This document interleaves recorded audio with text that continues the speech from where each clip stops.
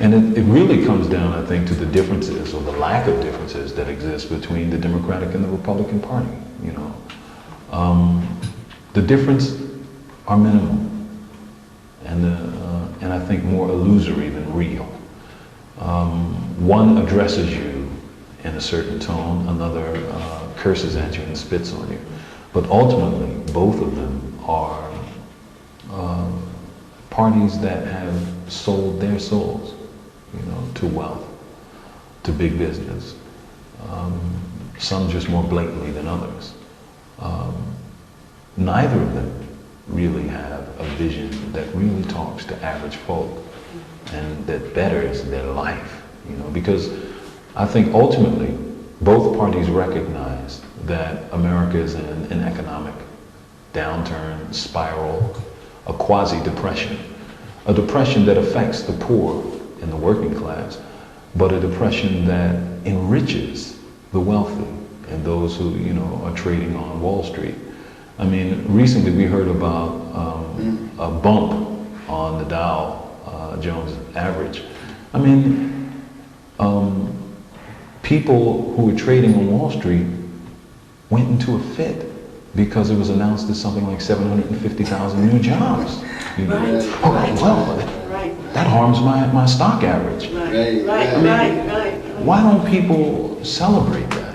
That you have 750,000 people working, more people. No, it didn't happen that way. The Dow took a tumble, and people were terrified. And people were talking about, oh, well, it'll be another, stock fall. And there's something wrong there.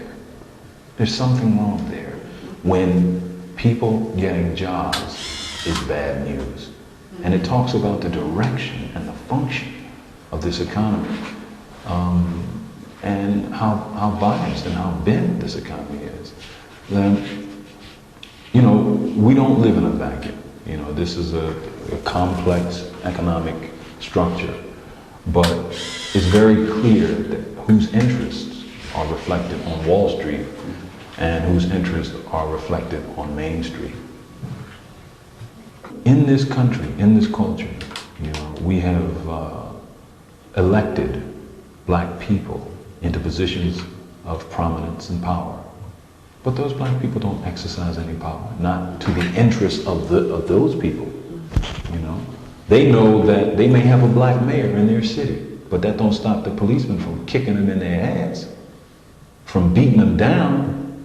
You know, I just read recently in the Amsterdam News about your city, New York, the police stopping kids, 14, 15, 16, and putting them in a lineup. At first they offer them 15, 20, hey kid, you want some money? If the kid says no, well, come on anyway. What's this, New Age slavery? You can put a child in a lineup, and if this kid gets picked, his whole life is transformed in a moment. Does he have a choice? Is he a free being? And they know in their heart of hearts, if they don't have the freedom to walk down the street, well, damn it, what kind of freedom do they have? And all they hear in class is about, oh, Martin Luther King, he fought and he died for us, and he's a great leader. And they say, I ain't trying to hear that shit. You know. A recent book was written, and this is why that thought came to my mind about Martin King. And it's called Amazing Grace.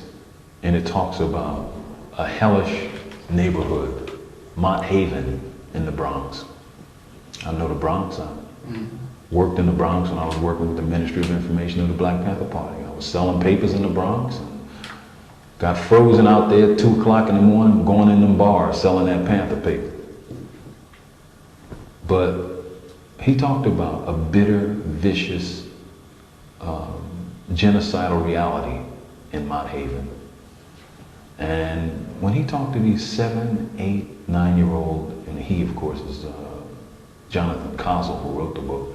When he talked to 6, 7, 8, 9, 10-year-old kids, they said they felt that the people downtown, the rich people, the bankers, the stockbrokers, he said, they don't hate us so much. They just wish we were never born.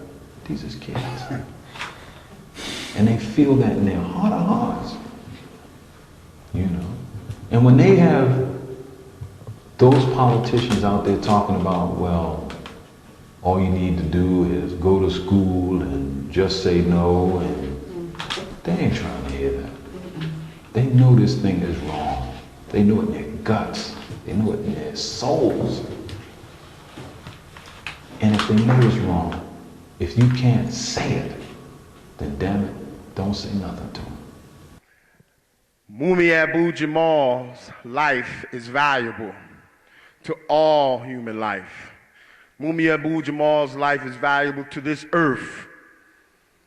Mumia Abu-Jamal's wisdom, his knowledge is valuable to our offspring, to the young, to the unborn. We got to free Mumia Abu-Jamal, brick by brick, wall by wall. We have to free Mumia Abu-Jamal. Let's send a message May 17th.